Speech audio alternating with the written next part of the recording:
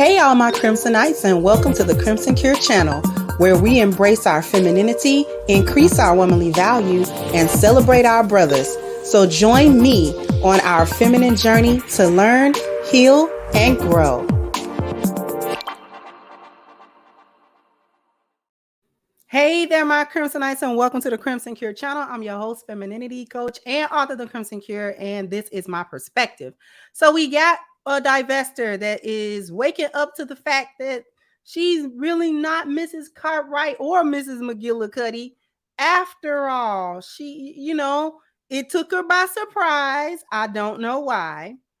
And they like to act surprised by the things that Zaddy does, even though he's been doing it for hundreds of years now. So what I'm going to do is I'm going to show you videos about 2 minutes, over 2 minutes.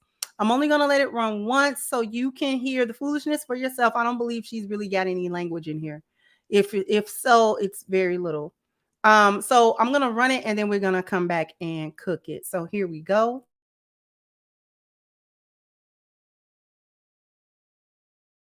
We got to talk about this. And before y'all come at me in the comments,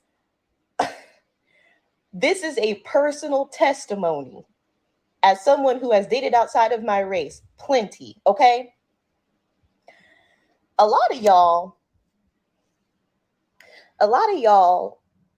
like what you see when you date a Black woman. You love the beauty of Black women, which I can't blame you. You love the aesthetic. You love how different we are. You love our bodies. But the problem is a lot of y'all don't even like Black people. Yeah, let's talk about it. Bruh, where are my Black women at that have dated white men? Because y'all know exactly what the fuck I'm talking about. The Black women who have literally experienced being called the N-word by the white man that they're dating.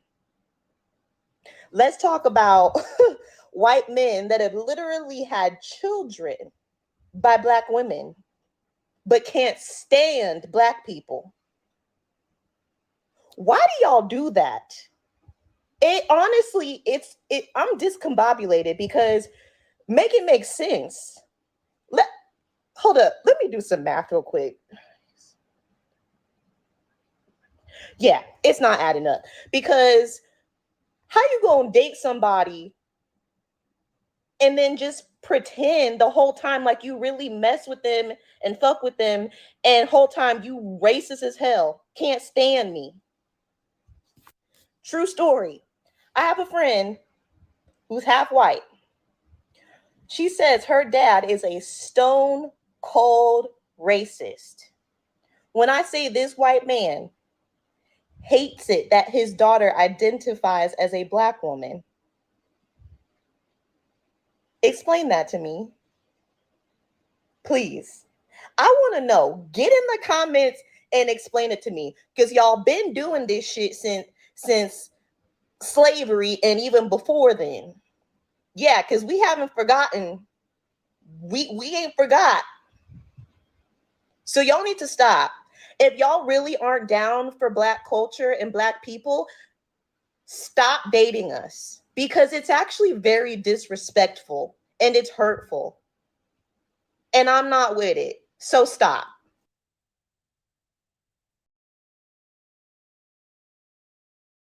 There you have it, folks. We got one that realizing she's not Mrs. Cartwright. William.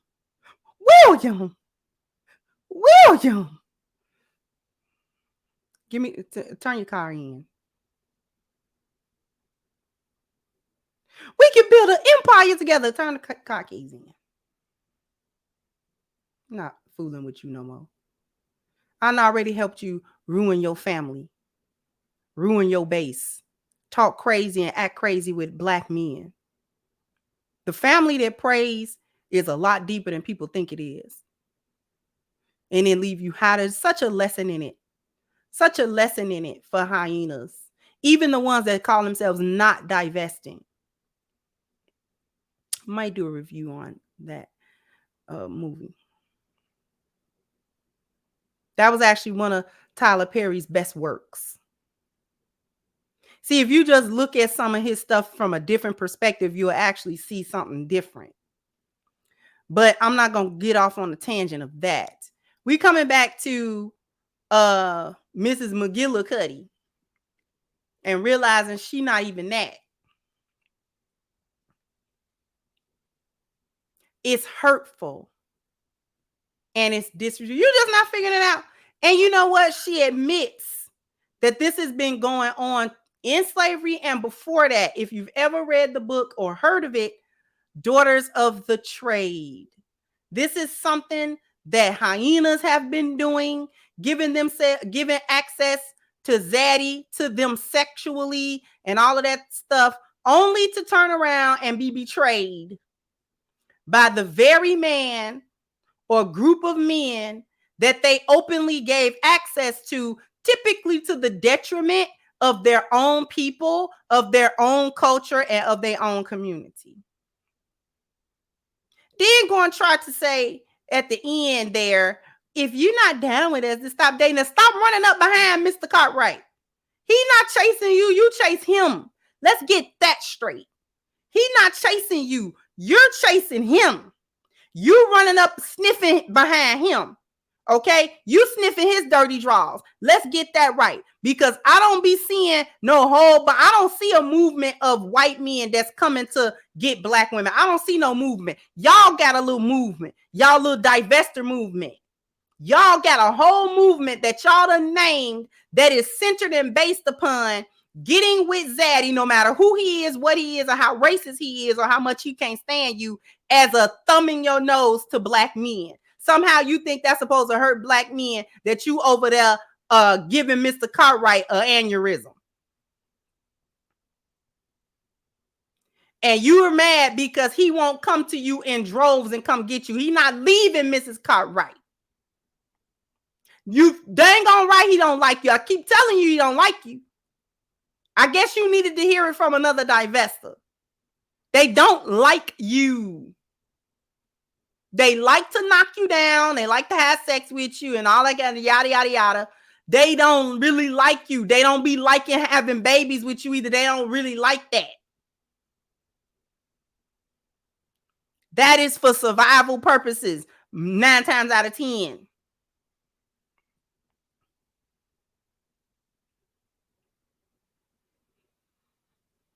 They don't really be messing with you like that. They don't like you.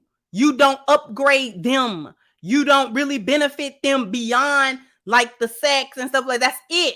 Your benefit to them is extremely limited. The most use that they get out of any black hyena is playing her part, whether small or large, in the destruction of the black community. Whether her part is individual in her world, or whether he give her a status and the ability to affect it on a wider scale, that is her main use to him, and his most prized use.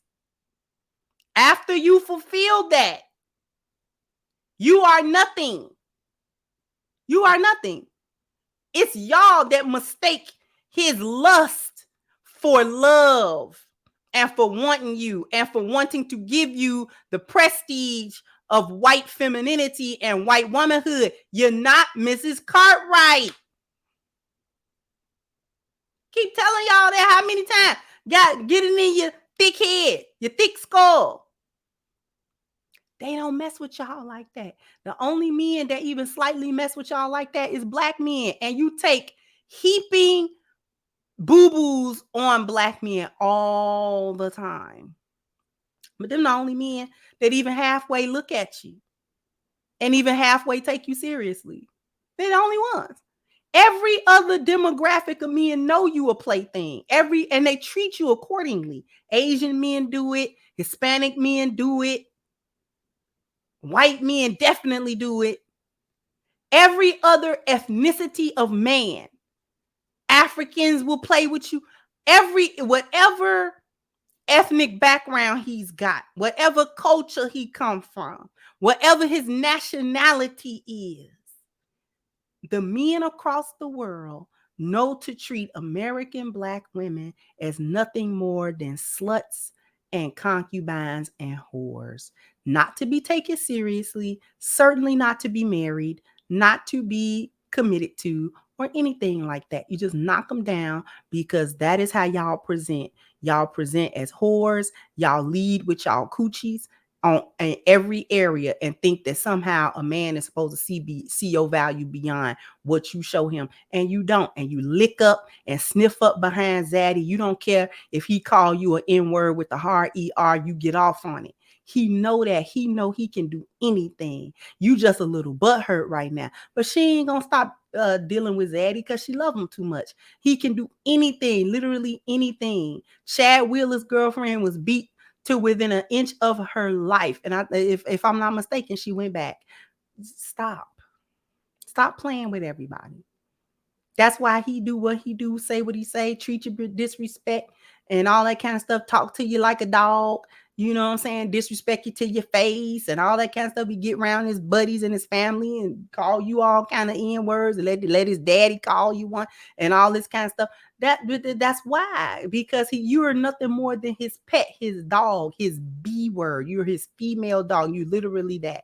And that is what he treats you as. And you stay there for that treatment. And then you got the audacity to run around here and talk about how Black men treat you when you are sleeping with the enemy. Well, you don't see him as the ops, but he act like the ops all the time. And he know you don't care. He know you'll love him anyway. You love his dirty draws and the ground he walk on. He know that. You worship him. He know that. There is no wrong he can do to you that'll make you feel animosity and contempt towards him. He know that. Whatever little hurt feelings you got, don't last long. All one of them got to do is smile at you and wink at you and act like he finna take you out and do you right. And then you be back in the mix. Girl, bye. You're not Mrs. Cartwright. Jump down in the comment section. Let me know what you think. Like, share, subscribe to the channel if you have not. Once again, I'm your host, The Crimson Cure, and this was my perspective. Bye-bye, Crimsonites.